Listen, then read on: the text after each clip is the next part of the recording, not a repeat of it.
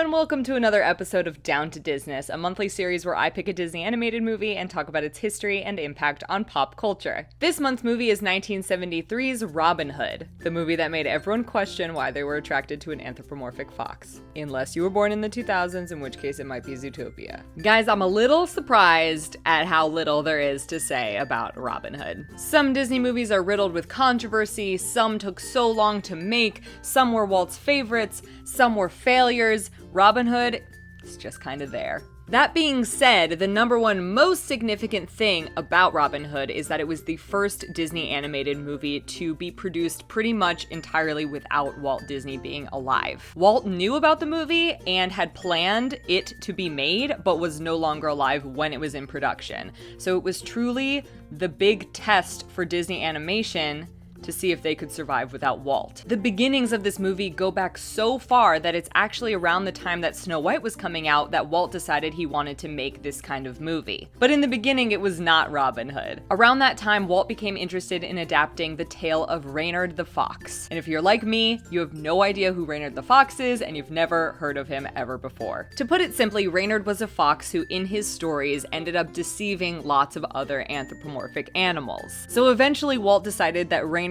wasn't the best choice for a protagonist that people would love and support because he was so deceitful. It was Ken Anderson who was in charge of writing the movie, and so he took inspiration from Robin Hood and mixed it with Reynard the Fox to create the movie that we have today. To him, Robin Hood as a fox was a very similar character to Reynard, except that he used his deceitful ways to help his community and the less fortunate. Obviously, the concept of anthropomorphic animals stayed. This was actually the second Disney movie ever to have no human characters in it after Bambi, but Bambi wasn't really anthropomorphized animals because they all kind of walk the way that animals still walk, whereas Robin Hood has characters acting more like humans. So it was Ken Anderson that gave us our modern day concept of Robin Hood, and he actually drew concept art for all of these animal characters.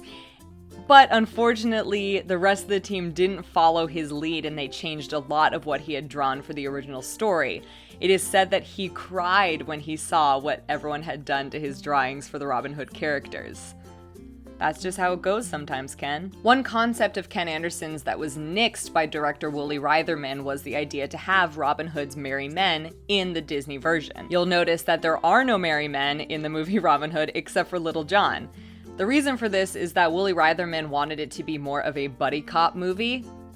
I shouldn't call it buddy cop. Just a duo movie, a buddy partners in crime movie, and so for that reason he nixed the idea of having any of the other merry men in the film. A few other characters also went through significant changes. For example, Friar Tuck was originally supposed to be a pig. The animators realized that some more religiously inclined viewers might be offended by the appearance of a pig as a friar, and so they changed him to a badger. Many of the characters, including Friar Tuck and the Sheriff of Nottingham, were actually voiced by people who were famous for doing westerns, and this is because originally it was proposed that this story take place in the American South, but that idea was thrown out due to the less than favorable reception to the 1946 movie Song of the South, and so they stayed true to the tale of Robin Hood and had it set in England. However, the western and southern accents remained. Also true to the original and history is Prince John's entire character.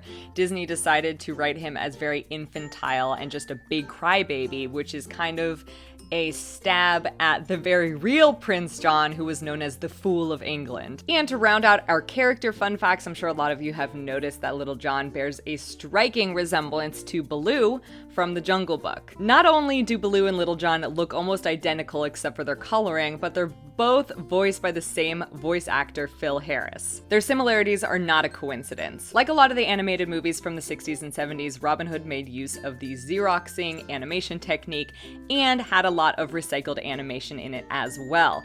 We've seen this in Robin Hood, we've seen it in Aristocats, we'll see it in a ton of other movies, but Robin Hood is maybe the most famous for having a lot of recycled animation. The scene where Maid Marian is dancing in the forest is directly from Snow White. There's a lot of Baloo and Little John crossover. It's literally all over the place, and for this one in particular, there is some notes that say that in order to meet a specific deadline, they recycled a lot of the animation from their most recent films.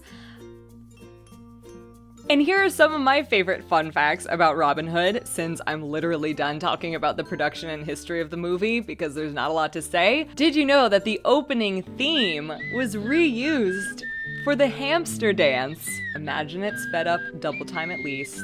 It is the hamster dance.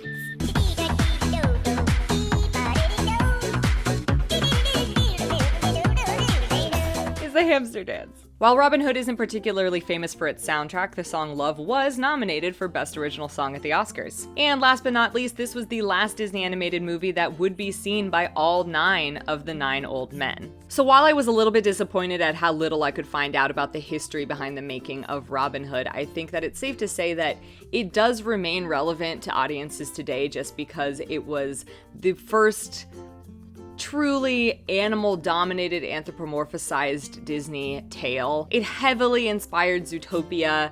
Everyone's first crush that I've met was Robin Hood. And it's just, you know, it's just one of those fun, goofy Disney movies that were made during that time. And you know, lack of controversy is not a bad thing. I'm interested though, like, what do you guys know about Robin Hood? I seriously had a pretty hard time finding out a lot of really groundbreaking facts or like unique things that I didn't know about this movie. So if you know something that I didn't include in this episode, let me know about it in the comments below. As always, let me know which movie you'd like to see me cover on the next Down to Disness. If you haven't seen all of my past episodes, of which there are now many, click the playlist link in the description below.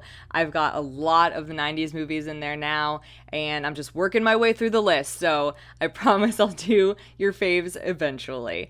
Thank you guys so much for watching this month's episode of Down to Disness, and I will see you guys very soon for another video on this channel. Bye!